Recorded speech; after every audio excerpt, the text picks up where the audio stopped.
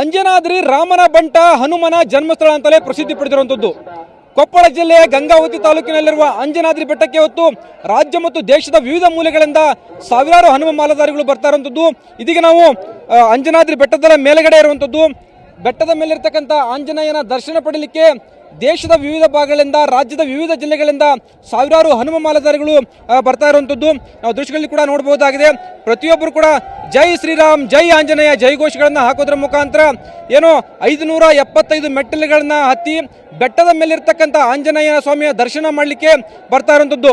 ಇನ್ನು ಈ ಚಾತುರ್ಮಾಸದ ಸಮಯದಲ್ಲಿ ಆಂಜನೇಯ ರಾವಣನ ವಿರುದ್ಧ ಯುದ್ಧ ಮಾಡಲಿಕ್ಕೆ ಇಲ್ಲೊಂದು ಬೆಟ್ಟದ ಮೇಲೆ ಸಂಕಲ್ಪವನ್ನ ಮಾಡ್ತಾರೆ. ಸಂಕಲ್ಪವನ್ನ ಮಾಡಿ ಯುದ್ಧಕ್ಕೆ ಸನ್ನದ್ಧರಾಗ್ತಾರೆ. ಹೀಗಾಗಿ ಈ ಒಂದು ಸಮಯದಲ್ಲಿ ನಾವು ಕೂಡ ಹನುಮ ಮಾಲೆಯನ್ನ ಧರಿಸಿದ್ರೆ ನಮ್ಮೆಲ್ಲ ಸಂಕಲ್ಪಗಳು ಈಡೇರ್ತವೆ ಅನ್ನೋಂಥದ್ದು ಆಶಾಭಾವನೆ ಹನುಮನ ಭಕ್ತರಲ್ಲಿರುವಂಥದ್ದು. ಹೀಗಾಗಿ 48 ದಿನಗಳ ವೃತವನ್ನ ಆಚರಣೆ ಮಾಡ್ತಾರೆ. ಹನುಮ ಮಾಲೆಯನ್ನ ಧರಿಸ್ತಾರೆ.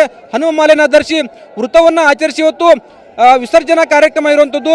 ಈ ಆಂಜನೇಯನ ಸ್ವಾಮಿಯ ಬೆಟ್ಟಕ್ಕೆ ಬಂದು ಅಂದ್ರೆ ಅಂಜನಾದ್ರಿ ಪರ್ವತಕ್ಕೆ ಬಂದು ಆಂಜನೇಯನ ದರ್ಶನವನ್ನ ಪಡೆದು कार गराज नेटवर्क ग्रेट